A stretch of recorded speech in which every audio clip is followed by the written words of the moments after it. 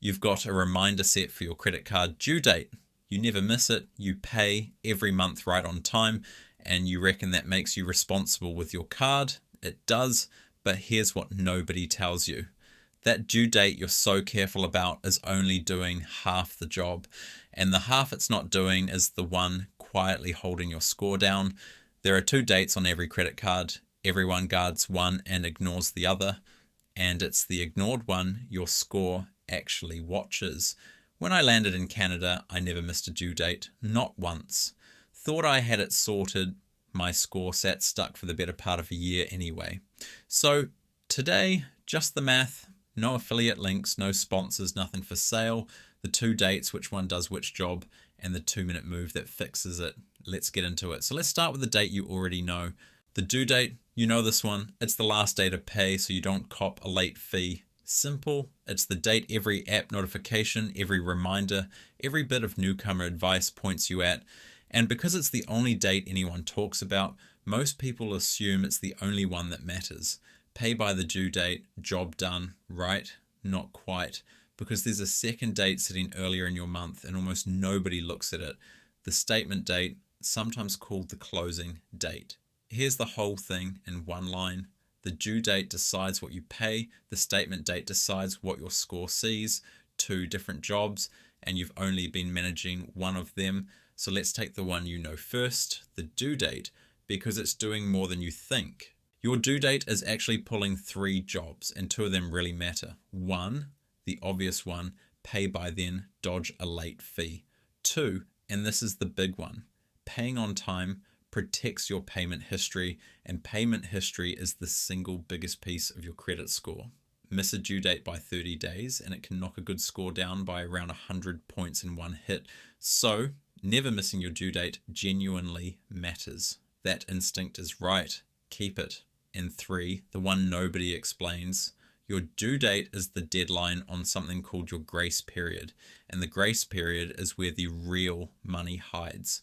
So let's talk about that grace period, because in Canada, the rules are actually on your side, if you know them. In Canada, the law's on your side here.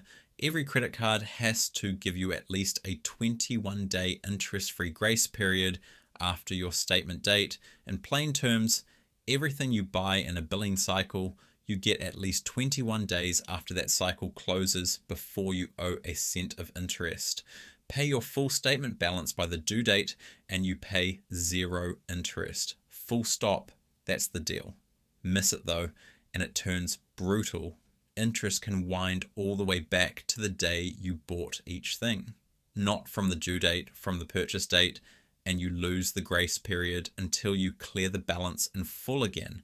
One more that catches people, the grace period only covers purchases.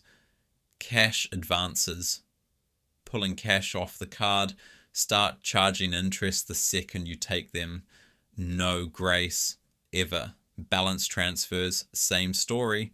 Now, here's the mistake that quietly costs newcomers the most, and it hides right inside that due date. Here's the myth that costs real money. I paid by the due date, so I'm interest-free. Not necessarily. Paying by the due date only makes you interest-free if you pay the full statement balance. Pay just the minimum. That little number the bank puts in front of you, maybe $10 or 3% of what you owe, and yes, you've dodged the late fee, but you've lost your grace period. Interest kicks in on the whole balance and it keeps running until you're back to 0. The minimum payment is built to keep your account in good standing, not to keep you out of interest. 2 different things, and the bank is more than happy for you to mix them up. So, due date, full balance, you're golden. Due date, minimum only, you're now paying 20% interest, and the meter started without you even noticing. Right? That's the due date sorted. Now the other date, the one your score actually watches. So the due date handles interest and history. The statement date handles something completely different, the number your score is built on. On your statement date, your bank takes a snapshot of your balance and sends that number to the 2 credit bureaus, Equifax and TransUnion, not the balance you leave after you pay, the balance sitting there on the statement date. That number becomes your credit utilization, how much of your limit you're using, and utilization is worth about 1/3 of your whole score. So if your balance is high on that one day, your score sees a heavy user for the next month, even if you clear it the morning after. And the due date can't rescue that. It lands too late. Different date, different job. So let's put them side by side, because once you see the split, you can't unsee it. 2 dates, 2 jobs. The due date, pay your full balance by then. 0 interest, clean payment history. That's your wallet and your reliability. The statement date, get your balance down before then. Low reported number, low utilization. That's your score's picture of you. Guard only the due date. In short, you'll never pay a late fee, but your utilization can sit high and quietly cap your score for years. Manage both, and you've got the whole thing covered. Most people are playing half the game. Quick one, if this is making your statement finally make sense, hit subscribe. Just the math on here every week. No sponsors, sweet as. Right, here's exactly what to do, and the good news is it's free. Step 1, find your statement date. It's on your statement and it's in your banking app, usually right near the top, statement date or closing date. Every card is different, so go find yours, don't guess. Step 2, pay your balance down before that date, not the due date, the statement date. That way the snapshot catches a small number, and a small number is what gets reported. If you're on your card a lot, don't sweat the timing. Just make a second payment mid-month before the statement closes. Too easy. And you still pay whatever's left by the due date in full like normal.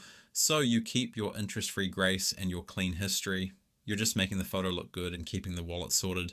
Both jobs done. Now, before you go rebuilding your whole month around this, let me be straight about who actually needs it. Because it's just the math on here, no hype. Here's the honest version. This timing move isn't a big deal for everyone. Big limit and you barely touch it. Your utilization is already low. The snapshot looks fine whenever it lands. Paying your full balance by the due date is completely enough. No worries. Where it really earns its keep is 3 situations. Your limit is small, which is most newcomers, me included.